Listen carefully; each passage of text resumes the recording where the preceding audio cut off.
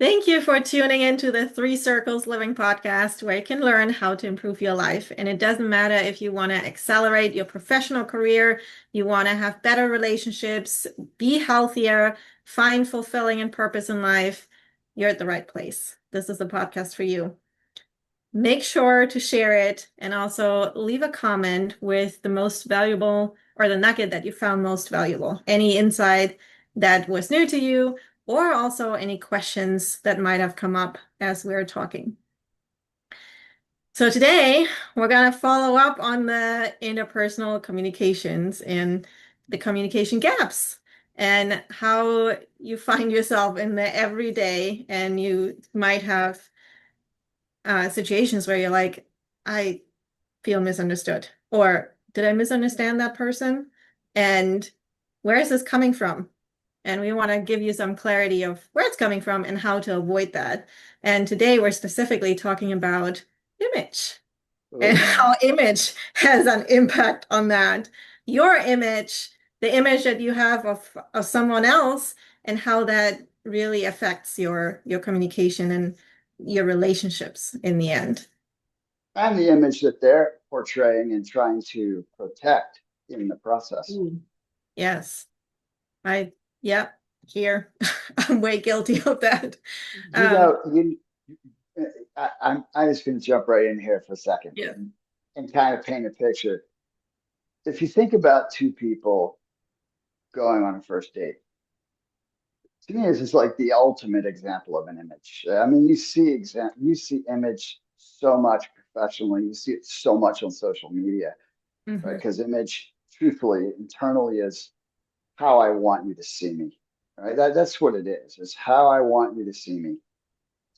And when you think about two people that go on a date, who is showing up, especially younger? When you're older, right? Now I haven't been on a date except with my girlfriend bride of 37 years, right? For a long, long time.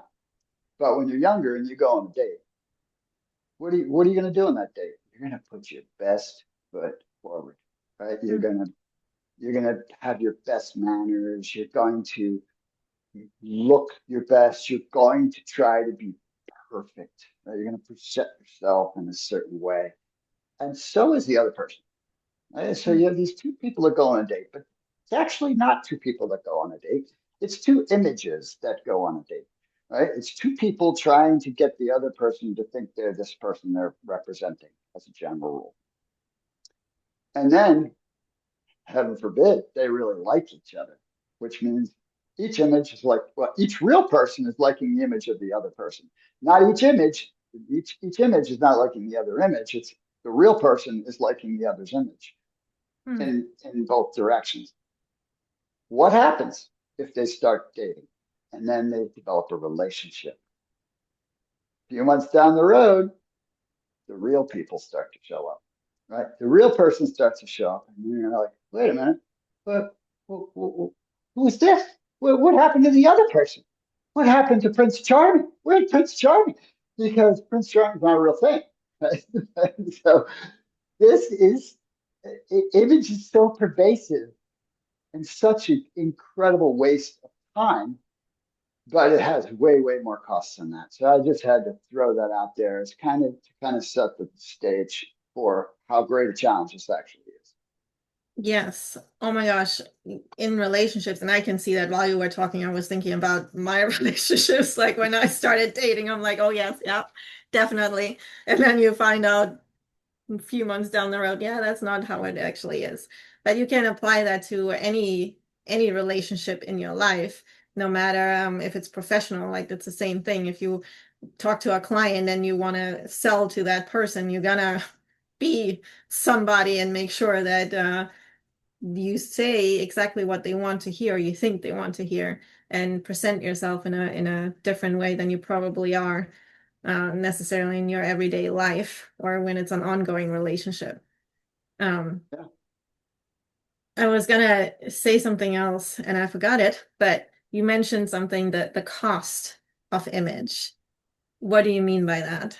Yeah, well, there's a lot of them, and there are a lot of deep ones. And so if you just think about it, from a surface perspective, if you have to be someone you're not for someone to like you have wasted your time Mm, because that's not going to be real, right? If someone likes who you're pretending to be, they still don't like you.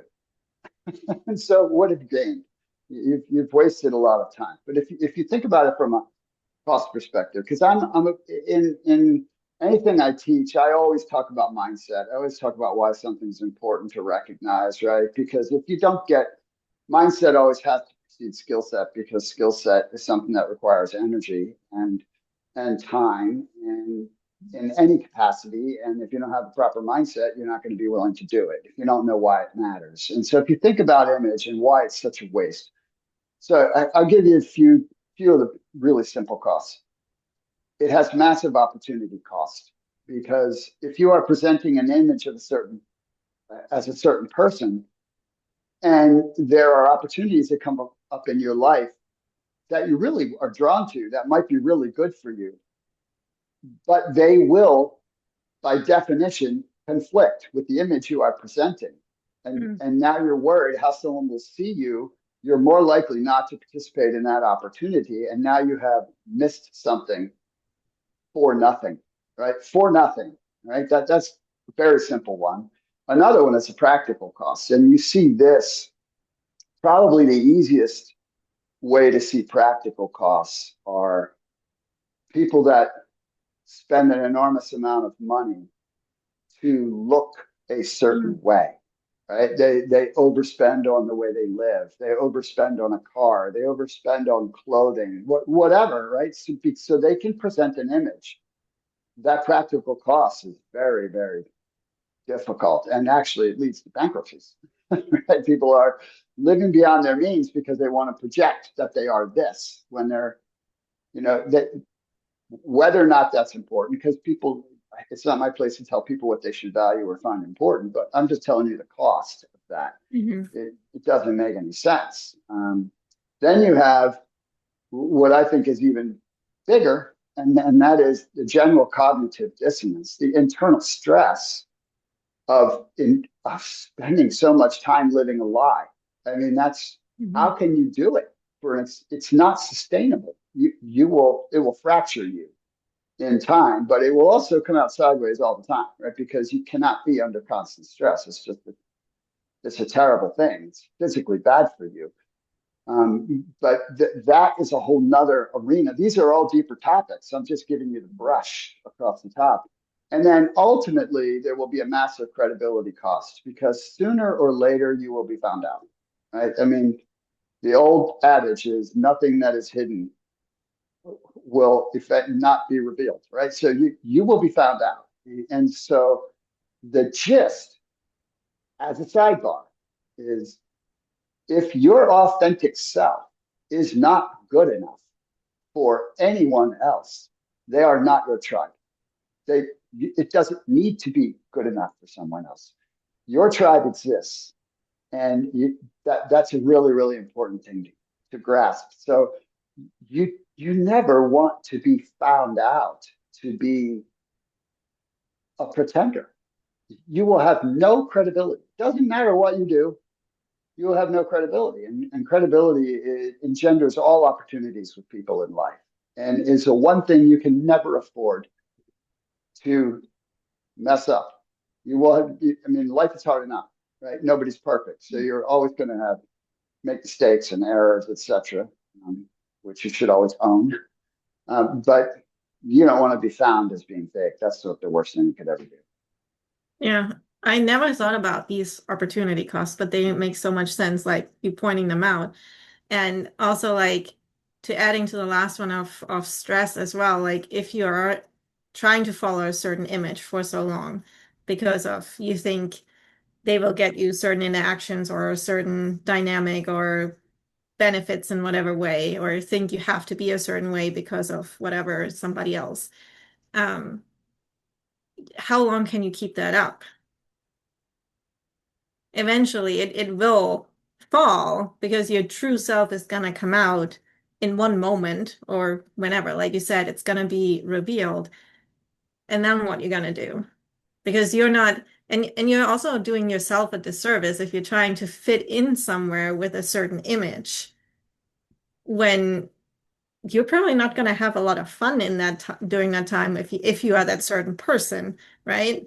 You're not because you're not being yourself. And while you were talking, I'm like, it's those typical things that a lot of people struggle with when saying no, setting boundaries, because they don't dare to because of the image. Like, what if I say no now? Because I always help. I'm the supportive person, or what are they going to think of me if I set the boundary of no, I don't have time, or I'm not going to do that anymore, or whatever else, or not taking part in a certain um, event or activity.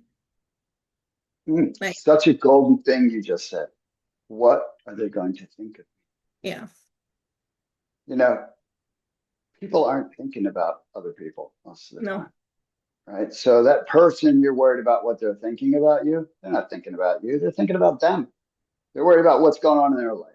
They might be thinking about you in terms of what might you do for them. That might be about it.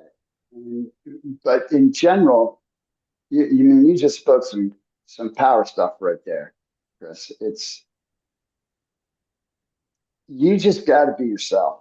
And life is a lot easier being yourself because bottom line is you're never going to be very good at being anybody else. But you can be absolutely insanely great at being yourself, which is what you're supposed to be. And that's what other people appreciate. It's way better to to admit your faults and flaws. It's just you don't need to walk around and that's the first thing you say to everybody. Hey, nice to meet you, Chris. Let me tell you about myself. I'm really messed up, right? That's you don't need to begin a conversation in that capacity. But presenting an image like you know it all or that you're always perfect or I mean all that stuff is you can't live up to it anyway. It's just simply digging a hole for yourself. And you're not relatable either at Yeah. all. Because if No. everything always goes right, like people are like, I cannot live up to that. How can I compete with that? And maybe they will distance themselves. And now you're like in the same place if you would have just taken the risk to be yourself. And you probably would have a good relationship with them. But now it's like they don't think they can be around you because they cannot compete in quotation marks. I know that a lot of people like compare and see if they can keep up with certain things, but we don't have to, right? And No. we said that in multiple episodes before, like you're more attractive the more authentic you are because you attract the right people to you. And the ones that aren't the right people, you don't need them. And you also Correct. don't need anyone to worry about what they think about you. You need to worry about what you think about yourself. And that's the only thing. If you even need to worry about that, like you don't. And I think it's also even more nowadays with that whole image of social media because we get that highlight reel of somebody. And it's funny because my friends are in the States for the first time from Germany and they're driving around and doing the typical touristy things on the West Coast, right? But I know behind the scenes what they're doing and what they're actually seeing because I live here, right? I understand, and they posted the big picture, the touristy picture, and yay! And I'm like, yeah, I know what's on the other side of this picture, or what they going through, or how hot it is, and they're like sweating like nothing else, and it's really hard and long days or whatever else, right? So it's just a moment in time what we're comparing ourselves to and the image that we're seeing when we're talking to somebody. We don't know what's going on behind closed doors, what they've been through the moment before we're talking to them, what they're going through after we're talking to them.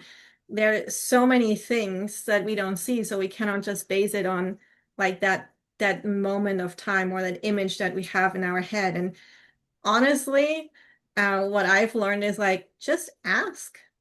Ask them if you want to know something or if you have a certain impression of someone, ask if it's real. They they most of the time what I found is they will actually share it and then you have a better understanding of that person and then you can have a whole different relationship with that person too. Well, and if you, I can see too. right? Because so the whole gist here of how this relates to the communication gap is you Mhm. have to recognize that you are confronting someone's image in general until there's deep relationship, right? Until there's deep relationship. And even then, there are still, I mean, it's got to be really deep before it's all gone. Um, so the deeper you go, the more it goes away, and the more someone feels comfortable to be themselves with you and not be afraid to be judged, or if they say the wrong thing, or don't know an answer, or well, you can just Mhm. extrapolate this in as many different directions as you would like. Um, but again, the key for this is awareness that that's happening. It's truly a part of the gap, and you go back to basic communication skills. The way you can reduce this gap, right, is to your point, Chris, ask questions, allow the other person space to communicate, because the more someone talks, the deeper they will go. Mhm. Right? If you only allow someone to say one thing and then you talk, you're never going to get below the beginning of that. You're never going to get to anything real for the most part, unless, again, the depth of the relationship has already been established and you're already starting deep. But Yeah. in the general world, that's not happening. And people are never going to open up unless you give them space to open up and invest the time to whittle down in there. It's sort of like this is a sidebar, but when you ask a clarifying question, right, which Mhm. is part of being an excellent communicator, is not just immediately is recognizing there's a gap, right, and clarifying to make sure you know what they're saying. If you ask a clarifying question to someone after they've said something and you continue to go down the path of wherever they are, within a few minutes, they will say something that is entirely different than the first thing that they said. And it Mhm. will actually be what they wanted to say, right? I mean, but you have all this other stuff in the way for most people. Right? Again, it's not for everybody, but most of the time, this is what's going on. Yeah. There's so much going on. I want to share a quick story, and I want to encourage everyone to ask those questions, um, because it's still to this day. It's like over 20 years ago. Gosh, I'm getting old here, Todd. I'm getting old. Don't Um, say you're getting old because that would make me ancient. All right. So you're not getting old. no, getting younger. No, uh, so in high school, I wasn't the most extroverted person, and I also have. uh, I don't have a welcoming face. My resting face is not like just smiling. And that's just me. That's like my Did they genetic. call that RBF? An That's RBF? RBF. Yes, it's an Yeah. RBF. I definitely have an RBF. So, and so combining that with being introverted, I wasn't the most exciting person to be around with. Let's just say that. But I always wanted to. I always had that idea. I loved to go partying and I loved to be out and playing and all of the things, but nobody ever asked me, right? And I found, of course, like my introversion didn't help. And I'm not blaming anybody else. Like I should have gone and asked other people and done that for myself. But years later, like after graduating high school, one of the people that I would have loved to hang out with or getting to know better, she came up to me. She had the courage finally after like 9 years in school together to tell me like, oh, well, I didn't know that you were fun because I was actually afraid of you. And I'm like, what? How? I'm the nicest person that you meet like once you talk to me, right? So, and that still goes like it's still in my head and I just want to encourage everybody like if you have that person or if you have that personality and you know that about yourself again that awareness like and somebody said that before or maybe you ask the person like what do you see like what image do I portray to you how do I come off because then you can also adjust right I didn't know that I wish she had told me like sooner so I had known to change a few things but everybody told me after high school, and I'm like, thanks, guys. Lovely. Um, but that image, it's good to know to be aware of yourself, but then also ask the question to somebody else, like to get deeper into who they are and how they see themselves, but also ask how they see you, because you get a different perspective of what image you portray. And maybe it's not the image that you want to portray at all. So then you have the opportunity to change that. So I can't help but ask you, when did you discover you had an RBF? It wasn't that long, well, probably a decade ago. I didn't know what it was, but Mhm. I then, the more I dove into personal development and knew that, oh, I have to work on myself. And then one of the exercises was I was never in pictures, right? I never looked in the mirror and didn't do any of that. But then one of the exercises was to look in the mirror and like to say affirmations and to starting to like myself and doing these things. And I was like, oh yeah, I don't look very friendly at all. So yeah, it's a thing. And then when So random people like just get did a took a picture of me and I was just sitting there not doing anything, I'm like, yeah, I wouldn't want to talk to me either. such a great, that's such a nice little sidebar for this because that is not an insignificant self-awareness piece for everybody. I mean, because most people don't know what their face looks like when they're just not trying to make any kind of face, right? Yeah. And a lot of people look unapproachable is the word that I would use, Yes. right? You look unapproachable. And, you know, in my introversion, um, I learned at a relatively young age, if I just smiled a little, if I just smiled a little, that helped me and it helped open me up because I too, you know, I didn't make eye contact. I was a look at Mhm. my shoes guy. Yeah. And that would help people feel comfortable to engage me. And once you engage me, then I can actually talk like a human. I can actually be in a conversation. You know, you know, and I was in my late 20s, early 30s doing a lot of deep development work when I started, you know, working on myself and learning how to utilize my interpersonal preferences, right? Mhm. Because, you know, introverts will listen. We're great listeners by nature because we want to deflect attention. But you don't get much opportunity to listen if you can't start a conversation. And so you learn how to ask a question or to say hi or to smile or to do something that makes it okay to talk to you. And then you learn to ask a question and boom, you're in a conversation. And then you can use your skill of listening to deepen the conversation. You learn a little more skills about asking questions, which we'll get to some of this stuff in later episodes. But we're way off the image topic, but it doesn't matter because whatever's happening happens when we talk here. But that's a really great nugget because that's another example of a simple, tiny self-awareness piece that I've done to classes before, you know, in front of leaders in a group and like, do you have any idea what your face looks like when you're not paying attention? Do you know? I'm like, I can tell you because you're in my classroom and I'm looking at it.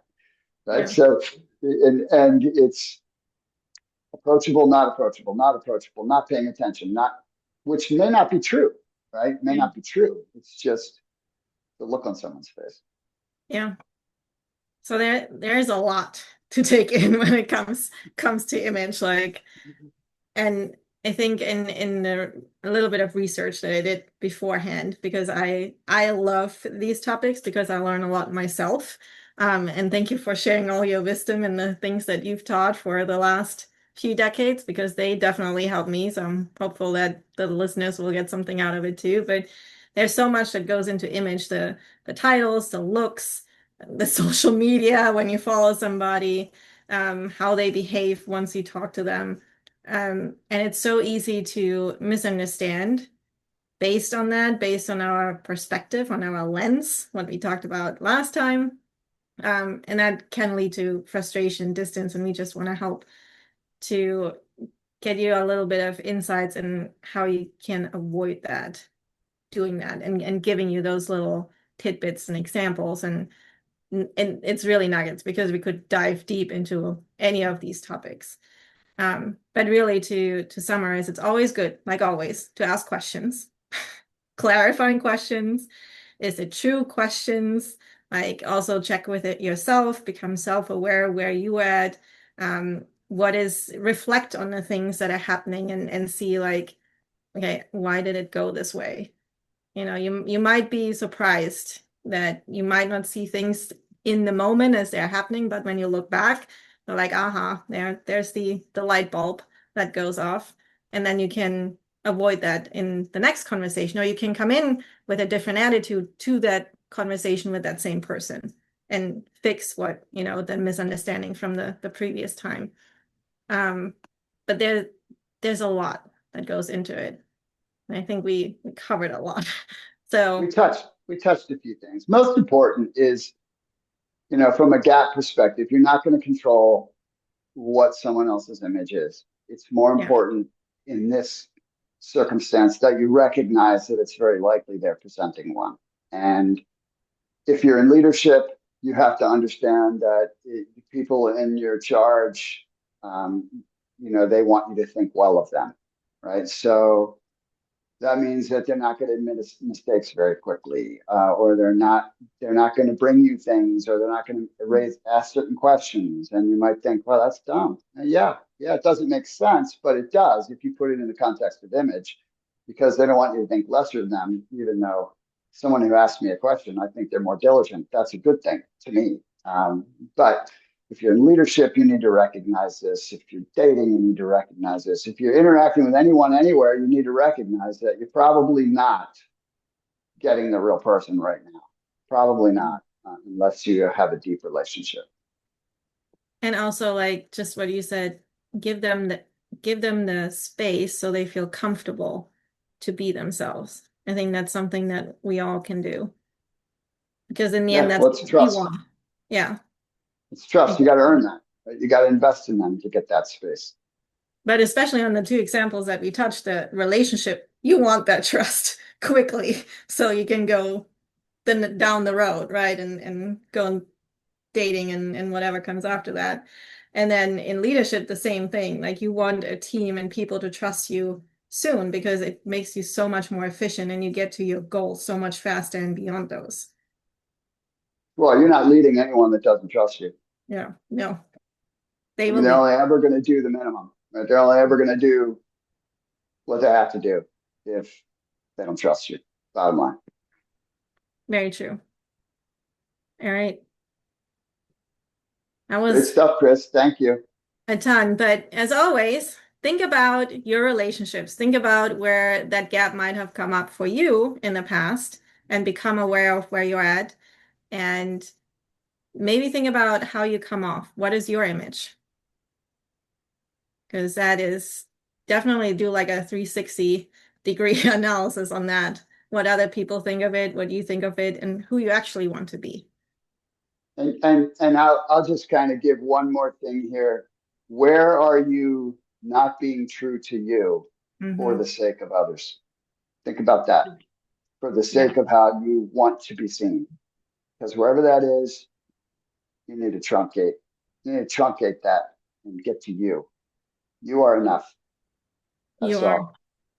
That is the perfect ending. Thank you so much for tuning in today. We'll talk to you next time. Yeah. Bye.